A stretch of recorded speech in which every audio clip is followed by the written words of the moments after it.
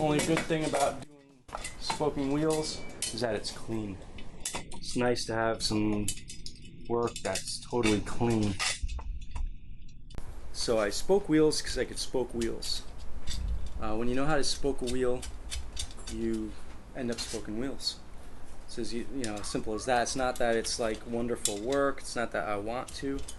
You know, some people get into the whole Zen art of spoking a wheel, but you know, I don't think that way. Problems don't always show their head until you got all the spokes in. So you get all the spokes in, then you got a problem.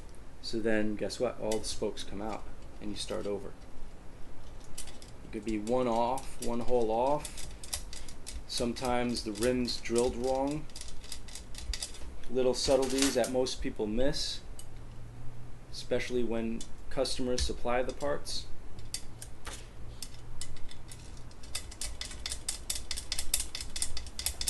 Some people put all the spokes through, but I hate them flopping around and getting tangled up, so I do them one at a time.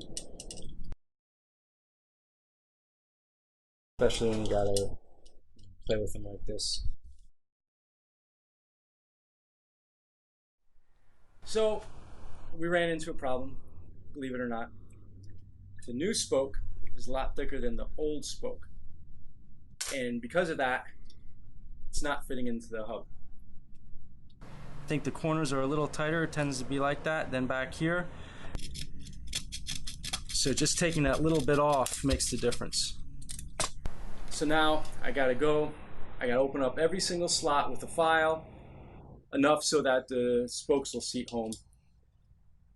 You know, there's always something with these old bikes.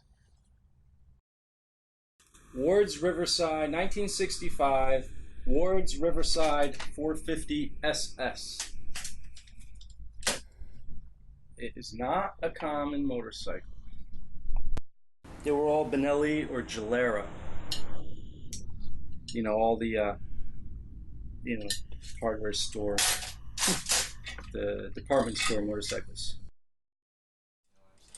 Well, I learned on the job, of course. I learned up in 6th Street Specials because we needed to lace wheels. Paul Cox taught me.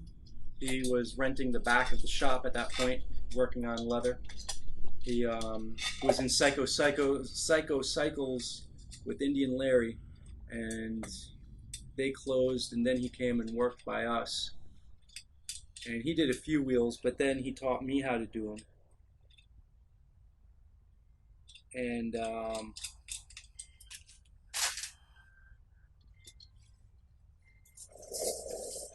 what it is. I don't know how fast it would take him. He was really good at it. He could look at a wheel and he could tell. Well, you know, you could give him a rim, a hub, and the spokes, and he'd be able to visualize how it should be. I can't quite do that. Well, I don't know if I could.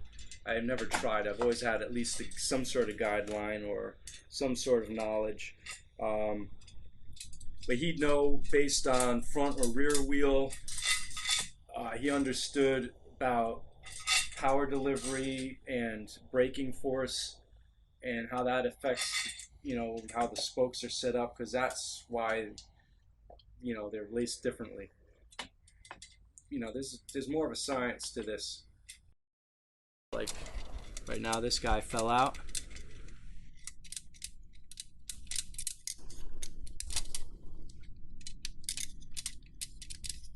I start with everything loose, because sometimes you gotta wiggle stuff around,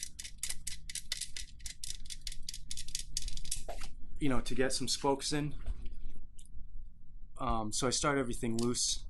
Also, if it's all started loose, then you could tighten them more uniformly, and that makes sure you don't get hops in the rim. Hops are the hardest thing to get out of the rim. Side by side's easier, but once the rim's going up and down, that gets kind of difficult sometimes to get out. So I start everything loose. Just get the nipple onto the spoke for now. Once I get everything laced, then I start tightening everything up.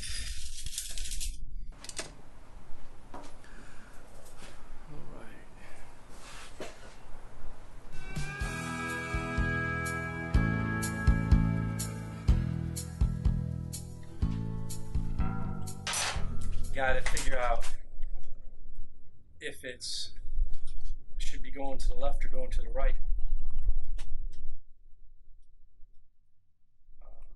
Sometimes it's a little tricky. Now it's getting a little better. You see a little hop, so I have to figure out if it's, sometimes it might be start at this side, goes to this side. You just get, you learn as you do them. I've done a few hundred of these.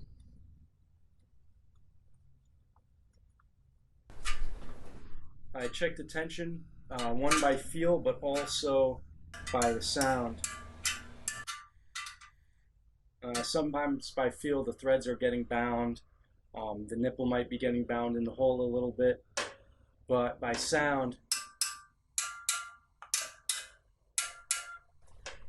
you're looking for a certain sound, you're looking for uniformity. They don't all have to exactly sound the same. This will drive you crazy, but as you do more of them, you get used to what they should sound like. Some people just do the tension. I do a combination of the both. I rely a lot on the sound.